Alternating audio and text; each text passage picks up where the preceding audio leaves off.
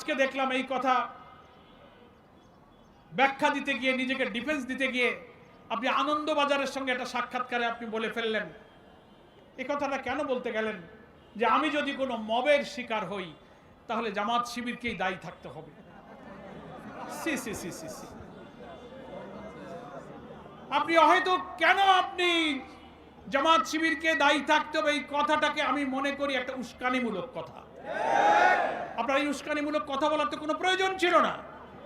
জামাত ইসলামী তো কোনো মবকে বিশ্বাস করে না, জামাত ইসলামী কোনো মবের রাজনীতি করে না।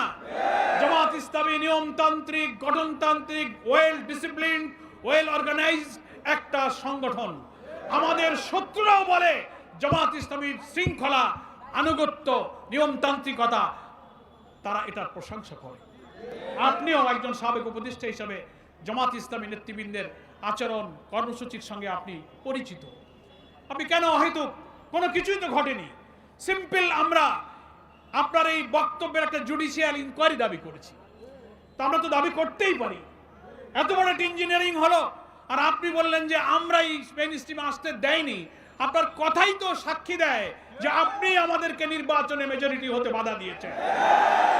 তবে যারা চিন্তাশীল, যারা সিভিল সোসাইটি আছেন, এখন নীরব কেন? আপনি এই কথার ব্যাখ্যা দেন। বিরোধী দলে থাকলেও তাদেরকে আমরা মেইন স্ট্রিমে আসতে দেয়নি, এই কথার অর্থ কি? সমাজের সুশীলদের কাছে ব্যাখ্যা চাই।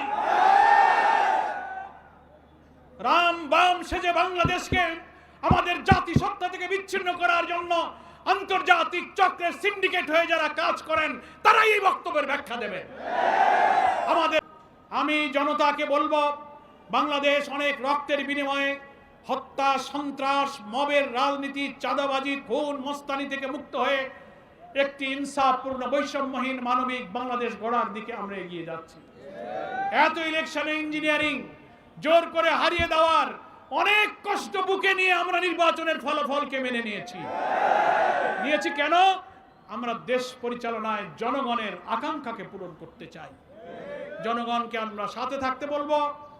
সরকারের অভ্যন্তরে হোক, সাবেক উপদেষ্টাদের মধ্যে হোক, যারা ইঞ্জিনিয়ারিং এর সাথে যুক্ত থেকেছেন, যারা বিশেষ কোনো দলকে ক্ষমতায় আনবার জন্য অন্তর্বর্তীকালীন সরকারের ভেতরে থেকেও চেষ্টা করেছেন, বুকে হাত দিয়ে আল্লাহকে সাক্ষী রেখে আত্মবিচার করুন।